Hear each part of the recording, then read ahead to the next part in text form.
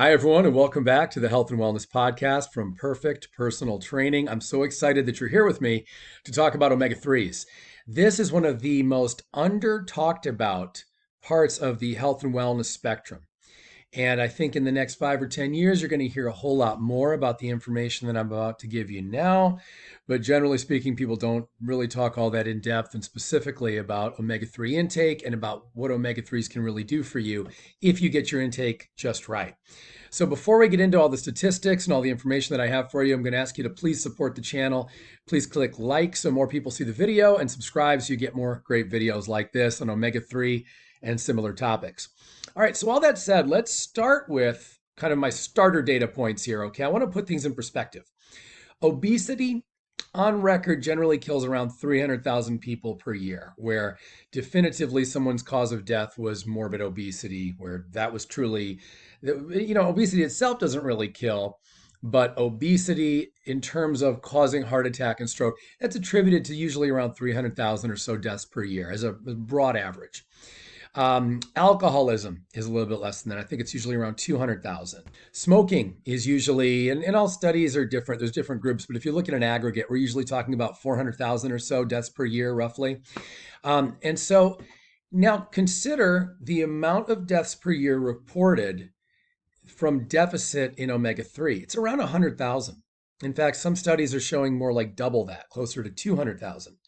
So comparatively, this really should be in the conversation just based on these broad data ranges alone, right? I mean, everybody says don't smoke and don't have an alcohol problem, certainly don't abuse alcohol and don't be chronically obese. And yet, when it comes to a deficiency in omega 3, you almost never hear any conversation about it. You don't really see big warnings and things like that. And yet, it's in the same conversation based on this data. Now, let me go a little bit further with you, okay? It's really hard to truly pinpoint clinically what a true cause of death is for somebody. Because even if someone does have a heart attack or a stroke, and we believe that, well, obesity probably played the major role here, so really this is an obesity related death. It's still hard to say because there's so many other factors at play. There's still, it's not just that the person was obese that caused the heart attack or stroke. It was also the quality of foods coming in, right? And probably that they weren't exercising effectively or enough. So, and maybe sleep was problematic as well. So it's really hard to say what the actually true tipping point was, regardless of how much clinical information is out there. So, all that said, I'm going to tell you the same goes for these deaths attributed to a deficit in omega 3.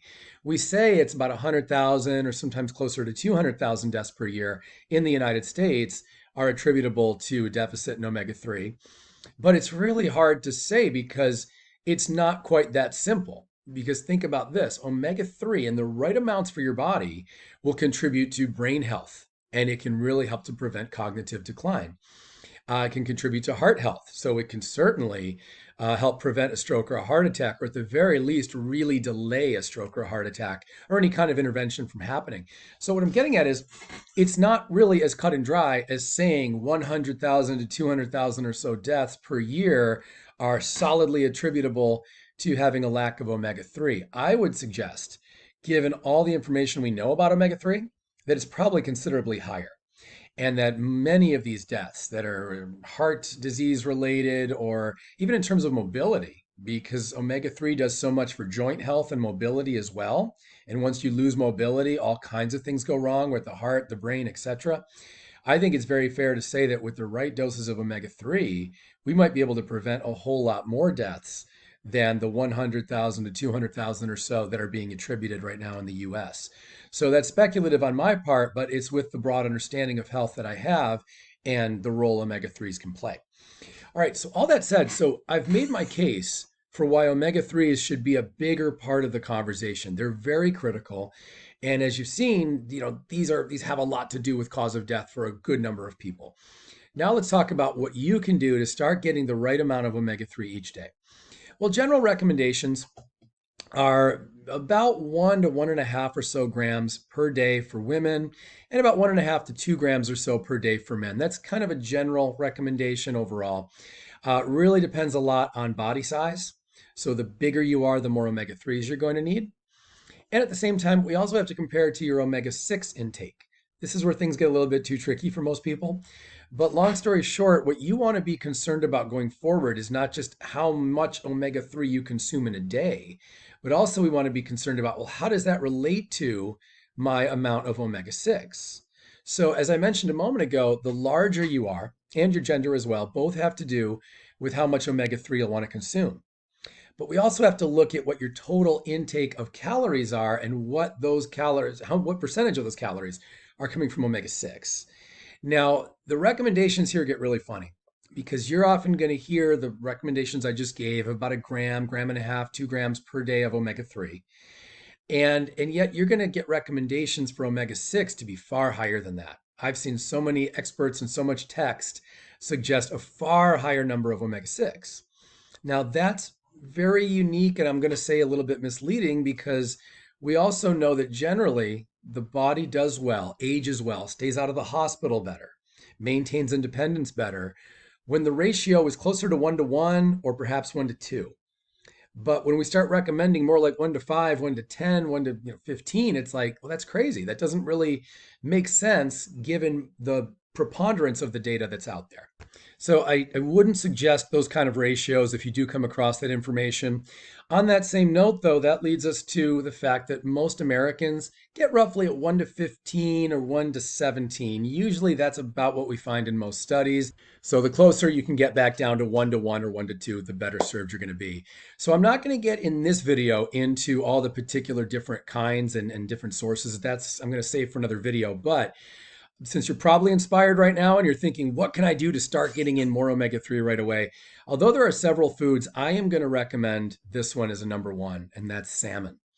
I say this for many reasons. For one, it's easy to get, where some other sources of omega-3 aren't all that easy to get. Two, it's very high in protein. And although protein is not really part of this conversation, almost everybody is deficient in protein and will benefit from getting more protein. The RDA on protein is far, far, far lower than what we should actually be consuming to really build health and have longevity. So, without changing topics too much here, you're also going to get protein as well as a high omega-3 source from salmon. And if you're thinking to yourself, yeah, but salmon's fish, isn't fish loaded in mercury? Salmon historically is actually pretty low in mercury.